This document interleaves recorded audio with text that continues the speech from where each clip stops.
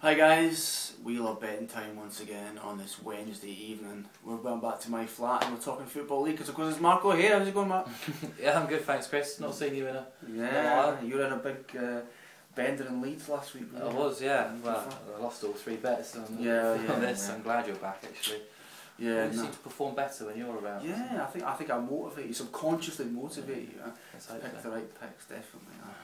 My Polish pick starts again this weekend, so I'm feeling the pressure. Definitely. Anyway, 3 picks, of course, 1 from each division. Start with the Championship. A team who were the biggest laughing stock in England, but now threw that mantle on another team last Saturday when they beat Arsenal in the FA Cup. Yeah. You're talking about Blackburn, of course. I thought you were going to go with Leeds then, because they've also fallen from grace a little bit. Yeah. Blackburn even, yeah. I don't know, I think this was probably the first time I've actually put Blackburn up as a bet the whole season, to be fair. And strangely, because I don't really like Michael Appleton either, I think he's a bit suspicious. Suspicious? Yeah. He's a voyeur. But he looks hard though. He does, I don't know actually. Sort of gritty. Gritty hard. I wouldn't want to mess with the guy. Okay.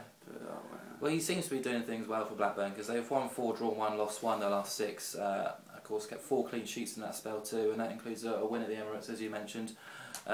Did lose in midweek at Hull 2-0, which isn't the worst result in the world when you consider they've just come off an FA Cup hangover, as Appleton put it himself at the Emirates.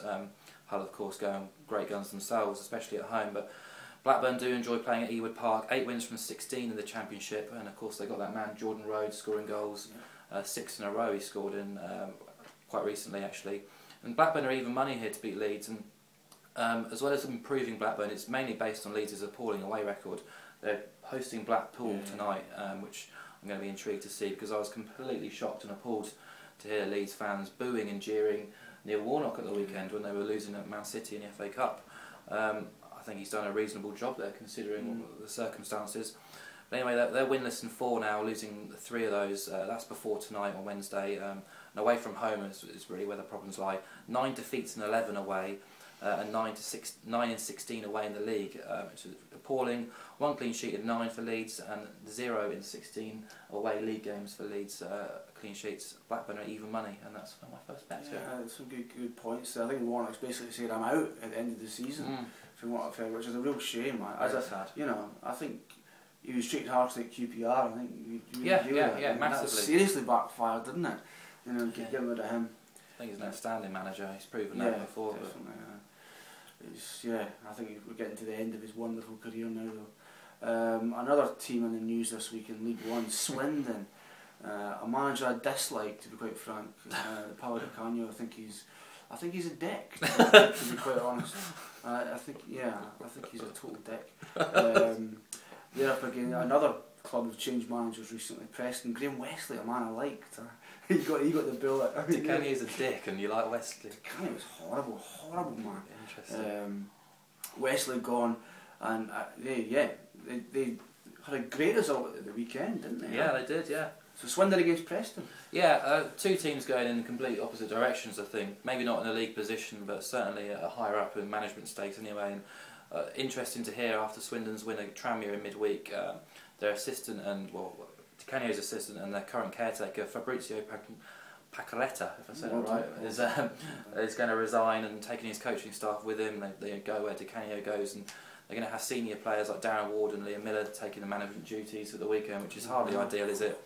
That win against Tranmere, okay, it might look impressive, but Tranmere are having a massive wobble, especially at Prenton Park as well. So, and as you mentioned, that win for Preston last week, 2-0 against Bournemouth at home. Who saw that coming? Absolutely brilliant, and I think now, of course, is probably the time to get Preston on side, and they're 5-4 in the double chance. That's to avoid defeat at the weekend. And you just look at the stats here. They've avoided defeat in 9 of 15 away games. That's under Wesley in charge as well. Top of the table, Swindon have failed to win half of their home matches and 4 of their last 7 league matches too.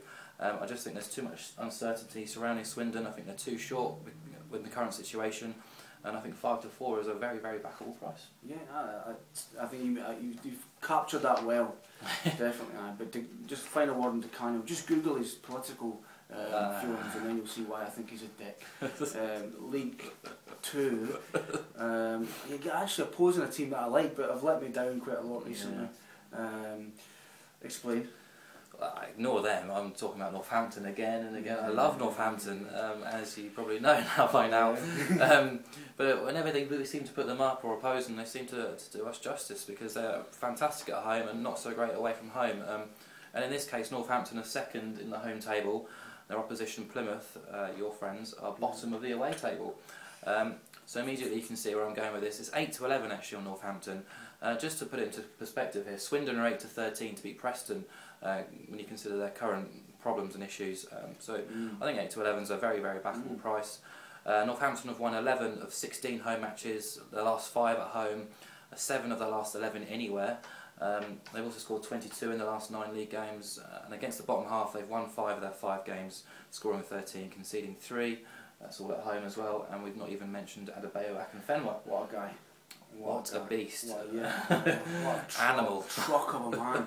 He should have been. I saw him in Gladiators 20 years ago on TV. Wasn't he Cobra? Cobra.